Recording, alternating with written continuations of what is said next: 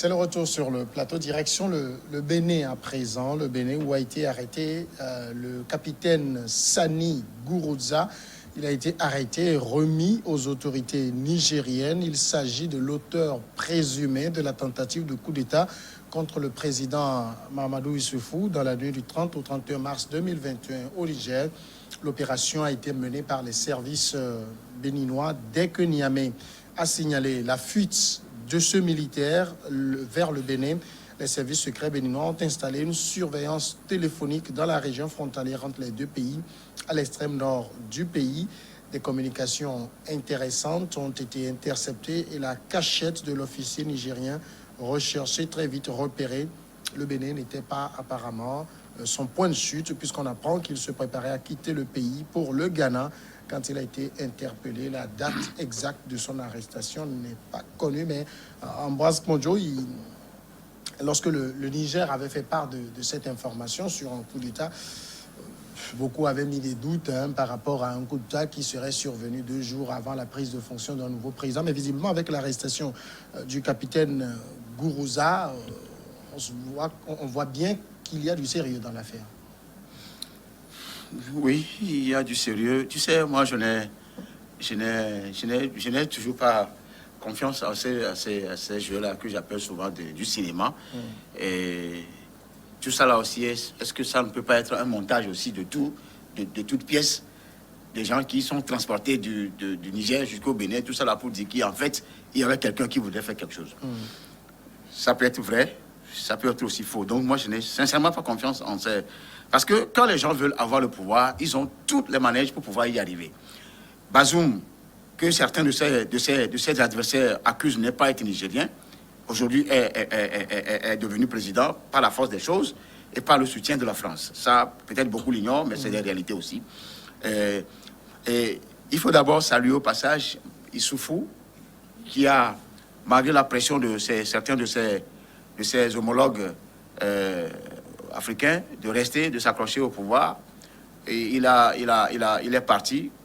Et peut-être la seule fausse note qu'il a eu à faire, peut-être c'est de préparer un dauphin qui le remplace pour éviter que lui-même soit poursuivi demain pour des histoires de mauvaise gestion, comme ça se passe actuellement en Mauritanie. Donc c'est pour dire que le monsieur qui a été pris au Bénin, un coup d'État est un coup d'État. Hein. Quand vous faites un coup d'État, vous tentez un coup d'État, vous devenez un criminel. C'est une infraction, c'est une atteinte à la sûreté de l'État, selon les tests, qu'ils soient nationaux ou régionaux. Donc, c'est dire que on vous dira que vous êtes passible de la cour martiale, et donc c'est au-delà de 20 ans de prison. Pacha en fait les frais aujourd'hui, avec lui, en principe, il devait être libéré depuis, parce que quand vous maîtrisez la personne, je ne vois en quoi vous allez encore le garder en prison ad vitam aeternam. Il semble qu'il est même devenu un pasteur. Donc, si Fogne Assimé ne veut pas avoir conseil de son demi-frère, qui lui donne au moins des versets bibliques, je vois mal qu'il le maintienne toujours en prison. Parce que moi, pour moi, ça me fait très mal que j'envoie un Kondjo en prison. Ça y est, sincèrement. Je peux comprendre Fogne Assimé. Ça dépend de ce qui s'est passé. C'est pas le chef de l'État qui l'a envoyé en prison, c'est la justice togolaise. Non, tout ça. Je peux le comprendre, parce qu'au départ, moi, j'ai dit que Pacha même n'est pas blanc. Parce que moi, je ne cautionne pas des choses. Fort Antibé, peut-être, en a eu raison en ce temps-là. Mais ça fait 10 ans, il n'a qu'à l'élargir pour que tout le monde puisse avoir la paix dans cette maison Yacimbe. Maintenant, revenons au sujet. Je me dis que le monsieur qui a été pris... D'abord, je fais cette collaboration entre États par rapport à cette disposition qui existe entre certains États, comme quoi vous extradez nos compatriotes. C'est un accord c'est un traité qui est entre les deux États là. Si vous avez un compatriote qui fait du gaffe chez nous et qui atterrit chez vous, nous vous demandons, vous le livrez. Ça aussi, ça fait peur. Bon, il y a des accords de coopération militaire et judiciaire entre les États. Hein, oui, je sais, mais moi, ça m'inquiète. Pour un terroriste, c'est possible. Pour un terroriste. Rappelez-vous, dans le cas dont nous sommes en train de parler, le Niger avait demandé, le Bénin s'est exécuté. Mais ce n'est pas la première fois que le Niger demandait quelqu'un au Bénin. Il y a eu l'opposant Ama Amadou, on se rappelle très bien, qui avait trouvé refuge au Niger quand Niamey a demandé son extradition de Patrice Talon Dignette.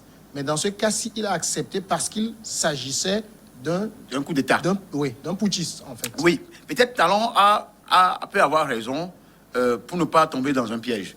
Parce que si éventuellement, il y a le cas actuellement au Bénin, les opposants des Béninois se réfugient. Déjà, ils sont en train d'accuser des gens de vouloir fomenter un coup d'État aussi là-bas. Aller au Niger, ça veut dire que si l'accord entre les deux autorise ces genres de transferts, s'ils ne le faisaient pas pour le cas Amadou, peut-être ils ont compris que c'est un cas un peu politique. Mais cette fois-ci, peut-être c'est un soldat qui est arrivé. Donc, c'est un capitaine qui est arrivé. Ça veut dire que quand on parle de militaire, ça dit autre chose. Donc, ils sont obligés de l'extrader. Maintenant, moi, je me dis, est-ce que ça règle le problème au Niger? Le problème au Niger reste entier. Parce que quand la personne vient au pouvoir, sur ces genres de notes, et avec à gauche, à droite, les djihadistes, ici, des rebelles, et ensuite une contestation interne. À quelques semaines de la prise de pouvoir, et ça donne à réfléchir. Donc, celui-ci, certainement, il va aller répondre devant la justice nigérienne, mais il peut y avoir aussi ses complices qui seraient aussi dans l'armée. Il peut y avoir une troupe qui est là, qui sont ces éléments qui peuvent réagir à tout moment. Donc, il n'est pas encore à l'abri. Si Cotonou décide d'extrader ce putschiste présumé, c'est parce que finalement Cotonou a été convaincu du fond de l'affaire. Bon, convaincu, peut-être non. Peut-être oui, peut-être non, mais comme vous l'avez dit, il y a une collaboration entre les polices judiciaires, il y a une collaboration sur les questions sécuritaires entre les pays. Et donc, quand un pays frontalier ou un pays voisin vous dit qu'il y a un malfaiteur chez vous et que vous arrivez à l'arrêter, vous devez le rendre pour qu'il réponde, parce que l'infraction n'a pas été commise au Bénin. Le Bénin ne peut pas le juger. Donc là où il y a des éléments, parce que d'abord, il faut préciser qu'on dit le présumé putschiste, pas. Donc il faut qu'on le juge et qu'après le jugement, qu'au moment du jugement, des éléments de preuve soient apportés que véritablement il était en train de faire un coup d'État, donc à la fin du mois de mars dernier. Et donc il faut le ramener pour qu'il soit jugé. Et donc dans le cadre de cette collaboration-là, le Bénin s'est exécuté. Mais en ce qui concerne, par exemple, les réfugiés politiques, déjà il y a le droit international humanitaire qui interdit à tout pays dans lequel quelqu'un se réfugie, qui dit craindre pour sa vie si on le ramène dans son pays d'origine. Donc à ce moment-là, on ne peut pas l'extrader. Et donc je suis dans le cas de Ama Amadou, c'est pour des faits politiques. Il s'est réfugié au Bénin. Et le Bénin, déjà le droit international humanitaire lui interdit de renvoyer quelqu'un qui dit qu'il peut. Mais dans le cadre judiciaire, il faut que les présumés délinquants et criminels soient rendus pour qu'ils répondent donc des faits qui leur sont reprochés devant la justice. Et puis le Niger aussi, vous savez, aujourd'hui, toute la sous-région est dans une situation d'instabilité. Le Bénin, qui était jusque-là épargné par les attentats terroristes, a été victime. Donc un coup d'État va aussi participer à fragiliser l'État, surtout qu'on est à la veille d'une prestation de serment. Le président à qui on veut faire un coup d'État n'avait même plus 48 heures de présidence à faire, donc c'était une autre source d'instabilité. Et aujourd'hui, il y a cette collaboration-là qui fait que même les autorités nigériennes, par exemple, ont répondu à la demande du Tchad, qui demandait à ce qu'ils les aident à traquer les terroristes du FACT, donc qui se sont réfugiés au Niger, et le Niger a répondu favorablement. Il y a d'ailleurs des éléments de ce FACT-là qui sont déjà arrêtés au Niger et qui vont être envoyés donc, vers le Tchad. C'est-à-dire que c'est pour montrer qu'il y a une certaine collaboration. On a vu aussi au Togo, ici, parfois des présumés djihadistes aussi arrêtés et qui vont être renvoyés et qui ont été certainement renvoyés dans les pays où ils ont commis ces actes-là. Donc, c'est une collaboration et tous les pays ont intérêt à collaborer parce que c'est une nébuleuse aujourd'hui qui est en train d'envahir tous les États de la sous-région. Et s'il n'y a pas cette lutte coordonnée là, demain, c'est chacun des États qui sera dépassé et qui ne pourra plus compter sur son voisin. Alors, finalement, lui, il est interpellé. On a vu que le Bénin avait mis en place un dispositif de surveillance téléphonique pour pouvoir l'avoir. Ça veut dire quand même qu'il y a des moyens qu'on peut mettre pour appréhender certaines personnes, c'est ça? En fait, chaque État a ce dispositif. Il emploie quand le moment, il juge le moment opportun. Je pense que même depuis là-bas, ils auraient suivi, sinon... je pense que le Ghana, depuis Niger et au Niamey, le Ghana est plus proche que le Bénin. Quand je vois, mais s'il a pu aller là-bas, c'est que d'abord il a mis une équipe de communication lui-même et qu'on a essayé de, comment l'expression m'échappe, d'infiltrer ce réseau pour savoir où il est. Maintenant, le souci qui m'étacle ici, c'est que c'est aussi un peu dangereux. Parce que quand on dit que quelqu'un est présumé, ça voudrait dire qu'on ne trouve en rien une faute, ce n'est qu'une présomption. Et le droit dit pour moi que la présomption d'innocence, il faut quand même la compter là-dessus. Ça voudrait que normalement le Bénin ne veut pas extrader la personne, mais il faudrait que le Bénin aussi soit convaincu. Donc, comme Jamel l'a dit, peut-être que les deux chefs de Niamey et Cotonou ont dit des choses qui ne sont pas sorties ici. Parce qu'il se peut que la seule personne qui s'oppose à ma présence, c'est celui-là. Et puis je trouve que parce que les États africains ont cette tendance à anatématiser leurs opposants pour dire qu'il est telle personne, finalement, on le poursuit. Et aussi, n'oublions pas que nous aussi, de mon côté, c'est quand un coup d'État n'est pas réussi qu'on dit que ce n'est pas forcément un coup d'État.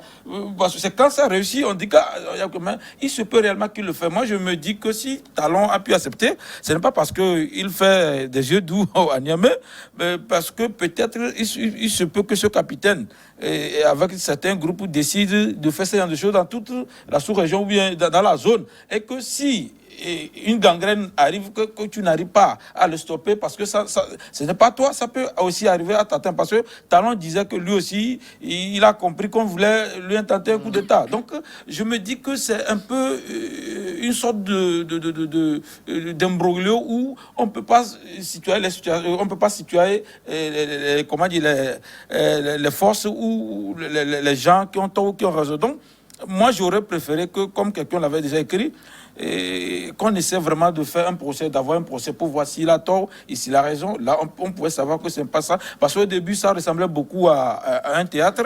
À 2 jours, où on voit ça s'essier comme ça. Et on a tiré devant la présidence. On n'a pas pu voir les balles aussi. Donc ça, c'est un peu bizarre. Mais je me suis dit, je vais être un peu contre Ambroise. On ne peut pas organiser un cinéma jusqu'à ce que 2 États s'en mêlent aussi efficacement comme dans ce cas. Mais il y a cette histoire risque de nous faire couler beaucoup d'encre jusqu'à ce que ce procès ait lieu.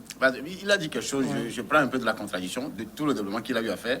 Il vient de le contredire un peu. Mais c'est pour dire qu'en réalité, si le monsieur avait été jugé, condamné par contumace, là, le Bénin, rapidement, peut l'extrader sur la base de cette condamnation. Il a si bien dit. C'est là où j'ai acheté, entre griffes, cette approche-là. Nous, peut-être, on a l'ignoré, mais il a soulevé en disant que si la personne est reconnue réellement coupable, jugée par la justice nigérienne, et qu'il a été condamné par contumace, le Bénin, rapidement, peut l'extrader au vu de l'accord qu'il lie ce pays-là et le Niger. La personne, on dit juste, on ne peut pas, sur le coup, justement, la présomption d'innocence existe, sur le coup d'une accusation gratuite qui n'existe de nulle part, fondée sur rien, on ne sait pas, et on envoie la personne directement. Et si il se révèle au cours du jugement que la personne n'est pas coupable, finalement, le Bénin, on a joué au mauvais jeu. C'est là où. Oui, Ambroise, c'est pourquoi je disais tantôt qu'il se peut qu'il y a un réseau qui se fonde dans la zone là, Bénin, qui déstabilise les chefs d'État. Si c'est au nom de ça, c'est pourquoi on n'a pas toutes les informations. Justement. Il se peut qu'on est obligé de l'envoyer pour que cela ne se répète pas. Sur le coup de la tête, comme quoi on a peur du serpent, on peut ramasser tous les vers de terre partout. Non. Les vers de terre ne peuvent pas mordre. Il y a eu quelque chose à Niamey quand même. On a entendu les tirs. Ils n'ont qu'à enclencher le processus de jugement présidentiel le 30 et le 31 mars dernier. Oui, il faut qu'il y ait une preuve contre les personnes. C'est eux qui citent la paix des gens. Oui, il y a quelqu'un qui est présumé auteur. Si on sait là où il se trouve, pourquoi ne pas le rechercher, l'appréhender pour l'envoyer au jugement? On parle de prison.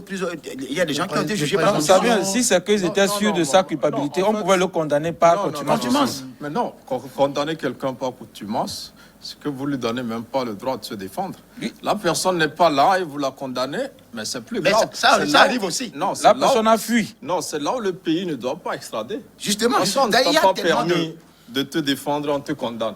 Pourquoi, sur quelle base le pays va dire qu'il est vraiment coupable? Il n'était pas là pour se défendre. Mais on le renvoie, il répond, et là, il y a l'opinion. Non, jamais, ce n'est pas comme Non, ça. non, C'est-à-dire non, que quand on a non, les c'est preuves, pas ça. quand on montre les preuves, Pour le c'est moment, que non. la personne est condamnée par contumace si elle n'est pas là. Maintenant, si on trouve les preuves, si elle était là, elle devait aller en prison et qu'elle a fui. Et on ne la condamne pas contumace, pourquoi? Oui, je dis, c'est parce qu'elle n'est pas là. C'est parce qu'elle a fui, non? Oui, oui, c'est ce que je dis. Voilà, mais si elle était là, elle allait répondre ou pas? Oui, elle a répondu. Maintenant, si les preuves qui sont là sont indiscutables, Ce que nous disons, vous dites que on devait la condamner avant prendre la... c'est-à-dire que le Bénin, en Non. tout, c'est que le Bénin ne devait C'est- pas le lâcher aussi facilement Oui, que mais ça. le lâcher quelqu'un condamné par contumace, je crois que là aussi, ces droits de la défense ne sont pas respectés. Oui. Parce qu'il n'était pas là. Même si on fournit les preuves, il était là qui démontrera peut-être que Oui, ce n'est pas des oui, preuves. même s'il n'est pas là, comme tu le dis, des fois, tes avocats peuvent être là, toi, mais tu n'es pas là. Non, non, ce que Oui. je veux dire, Oui. tant qu'on peut rendre la personne, et puis c'est un militaire, c'est pas un homme politique ordinaire, c'est un militaire qui a déserté, s'il ne se reproche rien, je ne crois pas Il qu'il va n'allait dé- pas déserter. Je ne pense pas qu'il va déserter, il va aller et montrer. Maintenant, il peut y aller, et si les éléments qu'on a, ce n'est pas suffisant, mais les procès sont publics. Ici, on a assisté à ce genre de procès, ça a été Non, public. plutôt, c'est la peur Non. d'être pris sans rien faire, d'être pris et condamné. Oui, Parce mais- que nous sommes dans un Quand cas il militaire. ira, il sera jugé. non, ce n'est pas Ce facile sera comme ça. une audience publique. Les militaires fuient souvent parce que je n'ai rien fait. S'ils me prennent, C'est maintenant, que, je suis Germain, foutu. n'oubliez pas qu'en Niamey ou au Niger, chaque 2 ans, il y a un coup d'État. Oui, Donc, comme moi, au je Mali. me dis qu'on risque de lui reprocher quelque chose qu'il Qu'il n'a aurait pas fait fait. et qu'il n'a pas fait cette fois-ci. Non, je Bon, crois qu'on n'a pas dit D'accord. une tentative. Ici, on l'a arrêté. Il va, il répond. Non. Maintenant, non, on a connu des cas de soit la personne s'en va, ne revient pas, attend peut-être un jour. Et on le juge, on en pas a- contumace. Oui, On ça le peut condamne. se faire. Ça a été fait ici. Par exemple, dans le cas de Gilles Christ Olympio. On l'a jugé par contumace, c'est certain. Oui, mais là, il n'était pas là. Par exemple, il était au Ghana. Le Ghana n'a jamais voulu l'extrader. Ça a été fait. Mais si lui, il peut aller répondre. Et si les éléments qu'on fournit, mais il y a le procès public, ça veut dire que les Nigériens même iront à ce procès, verront si on l'habille ou effectivement si il n'a qu'à il est d'abord faire. coupable. Mais quand même, il y a quand même Mais dire de ne pas il y a le des- rendre il y a- des gens, il y a- en fait, oui, il y a quand même des imprécisions, parce il que y a une exigence de coopération. un procès qui avait eu une tentative de coup d'État qui a eu lieu à deux jours, et on organise encore la prestation de serment d'une manière grandiose encore. C'est-à-dire qu'on devait être dans une certaine... La ça n'a pas- tentative a été ça a échoué, maîtrisée, ouais. ça a échoué rapidement. Si ça avait réussi, Il y a on aussi aurait des pas faux eu de- coups d'État qui sont organisés. Non, bon, Alors, renforcer peut-être les régimes. le procès dira, le procès qui va D'accord. s'ouvrir avec présence justement de C'est pourquoi je présumé dis, auteur ça risque de dira, faire sortir beaucoup ce d'encre. qu'il en est exactement. Voilà qui nous mène à la pause et on revient après pour le dernier sujet.